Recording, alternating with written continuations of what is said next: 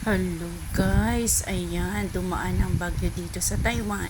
So ayan ang nangyari. Sagingan niya ng pamangkin ng alaga ko. Grabe, awang-awa ako sa mga tanim na saging.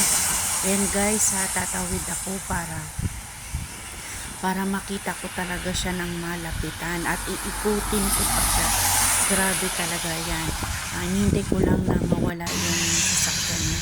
Ayan guys, nakatawid na ako. Grabe. Ayan, grabe talaga guys. Kawawa mga Ano yan? Alas saging ng 6:30 guys. Grabe, pagsilip. pamangkin ng alaga ko. Alam na rin Grabe. siguro ng pamangkin talaga ng lahat, alaga ko kasi dumating na siya nakabukas Sa bagay, yung gate bawing-bawi na rin Pero siya nito parang eh. sa kanila parang Pangatlong ano na buko na parang to eh. sanay na sila Ayun sa yung mga bago niya ganyang doon. bagay. Pero Ayun, di kaano yung tayo lang sa school natumba. lang, Kasi ito matanda hindi na na itong natin alam mga kung natumba eh. ano na yung feeling natin Pero may sa mga bunga. ganito, Ayan, no? tingnan mo yan. So, Kakaano pa lang ayos. Naawa talaga ako. Sana Naawa maagapan. na Ayan, yung mga nangihinayang ako binalot. sa mga tanim talaga niya.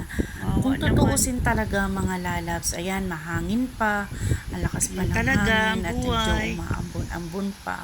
Yan, naganda-anod-anod na. Napasilip lang ako kasi natanaw ko na nagtumbahan. So, ang habol ko dito guys, Ang inaabangan ko itong mga buko. matumba Ayan, para ang may lakas pa ng buko. hangin, Wala eh. guys. So, ayan, iikot ako guys para makita natin talaga lahat. Ayan guys, ang bagong tanim naman ng kanyang mga tauhan. So, hindi pa gaano yan tubo, bata pa yan kasi katatanim lang. Pero may natumba, yun lang yung mga lang, sanga-sanga. Ayan, ikot tayo guys ha. Kasi talagang malawak yan, nasa gilid lang kasi yan ng kalsada. Kumbaga, kanagitnaan namin yung kalsada. Grabe, Ito, mga bagong grabe tanim talaga. kasi Pero to eh. okay na rin yun. Kaya wala dito, gaanong ganyan ang tumba. nangyari sa Taiwan. Ito sa harapan meron bagong tumba. Ayan, yung pati yung Ito papaya yung- natumba na talaga. Ayan yung buko. Pero Matagal na ang gustuin tanim. ko man na mas Kawawa okay pa naman na na dito yan. sa Taiwan magkabagyo, no? Wag Tumba-tumba lang na. talaga sa Pilipinas dahil Diyos ko, mahirap na nga tayo at ganun pang nangyari dito. Wala talaga Siguro naman parang wala lang sa kanila yung mga ganito. Masakit, nakakagulat para sa kanila. At kung ako nga, hindi akin. Hindi ko, ramdam ko pa rin yung, panghihinayang, no? So, sa kikitain at saka sa mga puno. Siyempre, puno yan. So, ayun ang nangyari talaga. Grabe.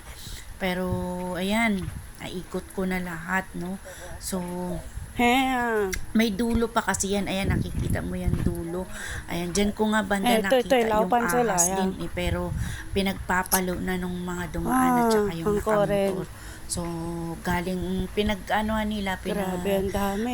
usapan nila na galing din daw sa sagingan. Kaya takot na takot yung mga bahay-bahay dito sa mga ganun. Pero hindi, kasi lahat naman ng bahay dito ay nakapalibot sa mga pananim. Ito lang kay Laupan as in saging at saka nasa gitna yung mga buko niya na mga ilan lang. Siguro nasa mga 14 o 16 lang yung puno ng buko niya. Pero ang daming mga bunga, no? So, kasi dito, hindi naman sila mahilig kumain ng buko. Kami lang ng mga kapwa natin Pilipino.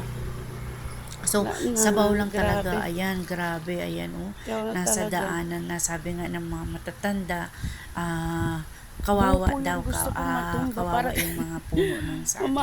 Ayan, tinitingnan ko rin yung mga buko kung may nalaglag para makuha ko makainom ako ng sabaw.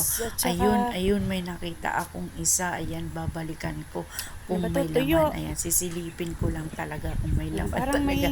Alam mo naman ako talaga mahilig ako sa sabaw. Bumibili nga ako ng 200 sabaw lang, no? So, ayan. Pero minsan, Ayan, sabi ko na meron. Ayan, kunin ko lang sandali Ayan, nasa gilid. Isa lang nakikita ko Ayan, isa lang nakikita ko. Kuhanin ko muna.